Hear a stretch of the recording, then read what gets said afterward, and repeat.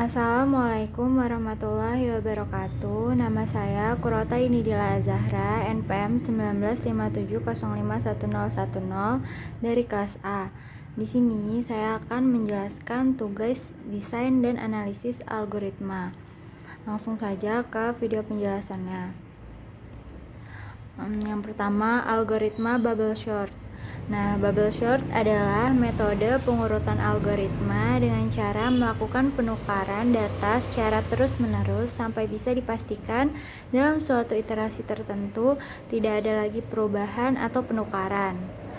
Algoritma ini menggunakan perbandingan dalam sistem operasi antar elemennya. Nah, jadi berikut adalah gambar dari algoritma bubble sort tersebut. Jadi dia membandingkan nilai data ke satu dan data kedua. Terus jika data ke satu lebih besar dari data kedua, maka dia menukar posisinya. Kemudian data yang lebih besar tadi dibandingkan lagi dengan data yang ketiga. Nah, begitu seterusnya. Nah, jadi di sini sudah terdapat gambarnya, datanya. Nah, di sini ada data 4, jadi di sini ada nilai 42 dan 77. Ini karena 77 lebih besar, jadi dia bergeser ke sebelah kanan. Lalu ada 77 dan 35. Karena 77 lebih besar dari 35, maka 77-nya bergeser ke sebelah kanan lagi. Lalu 12 dan 77. 77 lebih besar daripada 12, jadi 77-nya bergeser lagi. Lalu 77 dan 101. Karena 101 nilainya lebih besar daripada 77, maka tidak bergeser. Lalu ke data yang berikutnya 101 dan 5. 101 bergeser lagi ke sebelah kanan karena 101 nilainya lebih besar daripada 5. Jadi kita perhatiin bahwa hanya nilai terbesar yang sudah menempati posisinya. Seluruh nilai yang lain masih belum terurut, sehingga kita perlu mengulang proses ini sampai berurut nilainya. Lalu selanjutnya ada base case. Jadi dalam kasus ini data yang akan disorting telah terurut sebelumnya, sehingga proses perbandingan hanya dilakukan sebanyak n-1 kali dengan 1 kali pas. Proses perbandingan dilakukan hanya untuk memverifikasi keurutan data. Contoh base case dapat dilihat pada pengurutan data di bawah ini.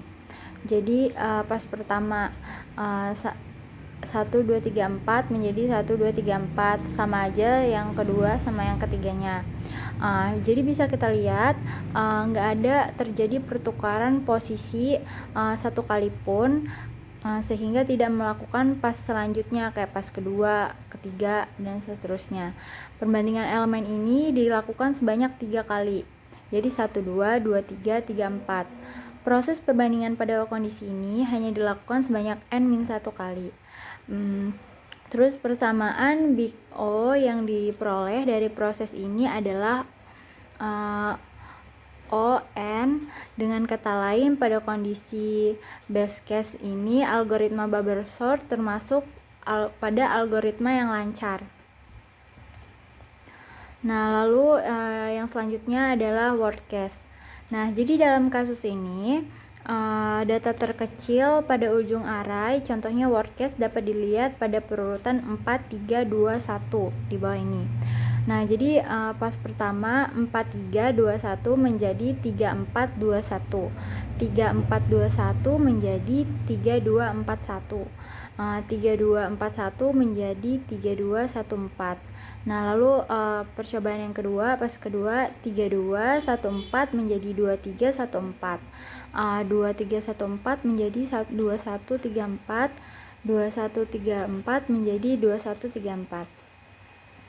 Pada pas ketiga yaitu 2, 1, 3, 4 menjadi 1, 2, 3, 4. 1, 2, 3, 4 menjadi 1, 2, 3, 4 dan sama aja. Lalu pas keempat tetap sama 1, 2, 3, 4 menjadi 1, 2, 3, 4, gak ada yang berubah. Nah, dari langkah perurutan tersebut ini bisa dilihat bahwa tiap kali melakukan suatu pas, data terkecilnya itu bakal bergeser ke arah awal banyak satu step. Dengan kata lain, untuk menggeserkan data terkecil dari urutan keempat menuju urutan pertama dibutuhkan pas sebanyak 3 kali. Nah, jadi ditambah 1 kali pas itu untuk memverifikasi. Jadi sehingga jumlah proses pada kondisi base case dapat dirumuskan sebagai berikut. Jumlah proses sama dengan n pangkat 2 ditambah n atau n kuadrat ditambah n. Dalam persamaan ini n kuadrat tambah n, n-nya itu adalah jumlah elemen yang akan diurutkan, sehingga notasi big O yang didapatkan adalah O n kuadrat. Dengan kata lain, pada kondisi worst case, algoritma bubble sort termasuk dalam kategori algoritma kuadratik. Yang selanjutnya ada average case atau rata-rata. Jadi pada kondisi average case ini jumlah pasnya ditentuin sama elemen mana yang mengalami pergeseran ke kiri paling banyak. Jadi hal ini dapat ditunjukkan oleh perurutan suatu array, misalkan aja 1862. Nah, jadi dari 1862 ini bisa dilihat bahwa yang akan mengalami proses pergeseran paling banyak adalah elemen 2, yaitu sebanyak 2 kali. Nah, jadi yang pas pertama itu 1862 menjadi 1862, 1862 menjadi 1682, 1682 menjadi 1628. Lalu pas yang kedua 1628 menjadi 1628, 1628 menjadi 1268, 1268 menjadi 1268. Pas ketiga 1268 menjadi 1268, 1268 menjadi 1268 dan sama aja. Jadi dari proses pengurutan di samping ini bisa dilihat kalau misalnya ngurutinnya diperluin 2 buah passing, ditambah 1 buah passing untuk memverifikasinya sama kayak tadi. Dengan kata lain, jumlah proses perbandingan pada hitungan sebagai berikut. Jadi jumlah proses sama dengan x kuadrat ditambah x. Jadi dalam persamaan di atas ini x adalah jumlah pergeseran terbanyak. Dalam hal ini x tidak pernah lebih besar dari n, sehingga x dapat dirumuskan sebagai dari persamaan 4 dan 5 di atas. Dapat disimpulin bahwa notasi big O-nya adalah O n kuadrat. Dengan kata lain, pada kondisi average case, algoritma bubble sort termasuk dalam algoritma kuadratik. Lalu selanjutnya ada algoritma quicksort. Nah, jadi algoritma quicksort ini menggunakan metode pemecahan masalah pakai divide and conquer. Nah, jadi metode ini pemecahan masalah yang bekerja membagi masalah menjadi beberapa submasalah sama atau berhubungan, hingga masalah tersebut menjadi sederhana untuk dipecahkan secara langsung. Nah, pemecahan dari tiap-tiap submasalah kemudian digabungkan untuk memberikan solusi terhadap masalah semula. Metode divide and conquer ini menawarkan penyederhanaan masalah dengan pendekatan 3 langkah sederhana.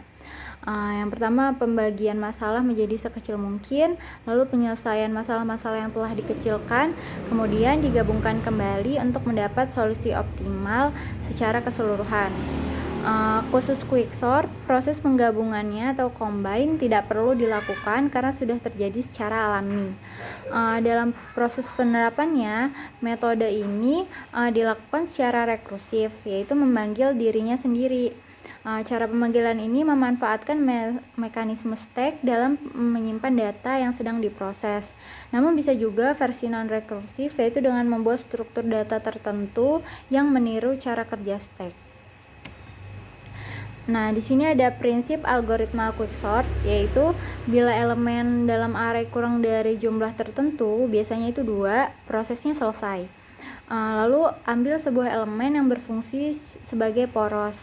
Lalu pisahkan array dalam dua bagian, sebelah kiri lebih kecil dari poros, sebelah kanan lebih besar dari poros. Ulangi proses secara rekursif pada tiap-tiap bagian.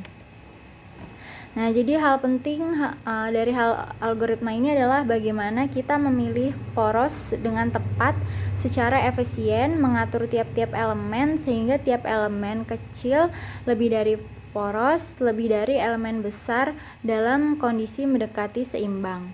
Nah, berikut contoh gambarnya. Lalu ada 3 jenis kompleksitas waktu dari quicksort, yaitu yang pertama kasus terburuk atau worst case. Nah, yaitu terjadi bila terbentuk partisi dengan komposisi sub masalah antara n-1 elemen dan 0 elemen. Dengan demikian, panggilan fungsi secara rekursif dengan array berukuran 0 akan langsung kembali. Nah, sehingga big O-nya sama dengan O n kuadrat. Nah, yang kasus selanjutnya itu base case, yaitu terjadi bila terbentuk partisi dengan komposisi seimbang dengan ukuran masing-masing tidak lebih dari n/2, sehingga terdapat big O-nya yaitu O n log n. Yaitu yang selanjutnya rata-rata atau average case, yaitu terdiri dari perimbangan poros antara terbaik dan terburuk, yang dalam praktiknya lebih mendekati kasus terbaik ketimbang terburuk, sehingga didapat big O-nya itu O n log n. Lalu selanjutnya ada algoritma merge sort. Nah, ini yaitu metode pengurutan merge sort adalah metode pengurutan lanjut, sama aja kayak quicksort tadi. Nah, metode ini juga menggunakan konsep divide and conquer dengan membagi data S dalam dua kelompok, yaitu S1 dan S2 yang tidak berisi dan tidak beririsan atau disjoint. Proses pembagian data dilakukan secara rekursif sampai data tidak dibagi lagi, atau dengan kata lain data dalam sub bagian menjadi tunggal, lalu menghubungkannya kembali. Nah, ini gambarnya. Jadi kayak datanya dibagi dua, dipecah terus sampai datanya itu jadi tunggal. Nah, selanjutnya base case merge sort. Jadi kondisi di mana elemen memiliki nilai besar yang lebih kecil dibandingkan dengan seluruh nilai pada elemen yang lain. Jadi sebagaimana berikut ini, elemennya memiliki nilai yang terbesar yang lebih kecil jadi dibandingkan seluruh nilai pada elemen yang lain. Nah, kompleksitas waktunya adalah O n log n. Lalu yang selanjutnya ada worst case merge sort. Nah, jadi ini worst case ini terjadi apabila selama pemanggilan fungsi rekursif merge, nilai terbesar dari setiap elemen itu terletak di larik yang berbeda. Hal ini memaksa fungsi merge untuk melakukan perurutan secara berpindah-pindah antar larik, sebagaimana digambarkan seperti gambar tersebut. Jadi nilai terbesar dari setiap elemen itu terletak dari larik yang berbeda gitu. Nah, jadi kompleksitas waktunya adalah O n log n. Lalu yang terakhir ada average case merge sort. Jadi merge sort ini selalu membagi setiap array-nya menjadi dua sub array hingga mencapai basis. Lalu sehingga kompleksitas dari algoritma merge sort berlaku untuk semua kasus worst case sama dengan base case sama dengan average case. Jadi kompleksitas waktunya atau big O-nya adalah O n log n.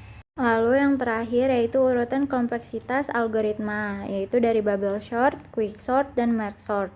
Nah, di sini ini yaitu simbolnya base case.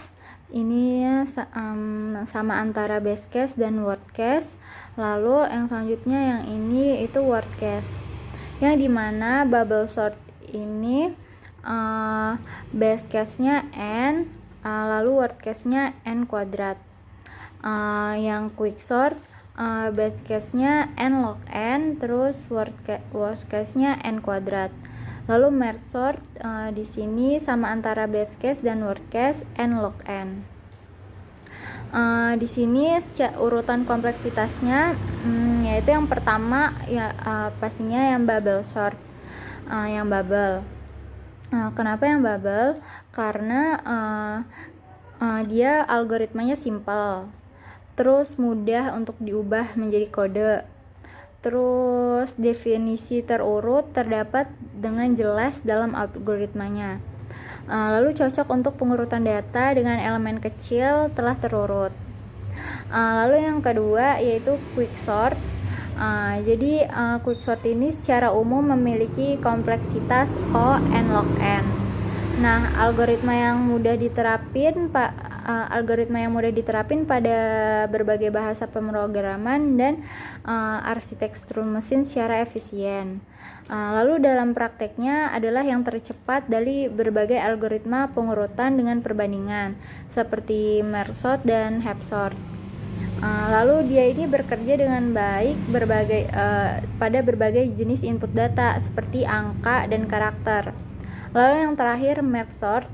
Jadi merge sort ini punya kelebihan yaitu lebih efisien dari heap sort jika jumlah datanya banyak. Tapi kekurangannya itu dia membutuhkan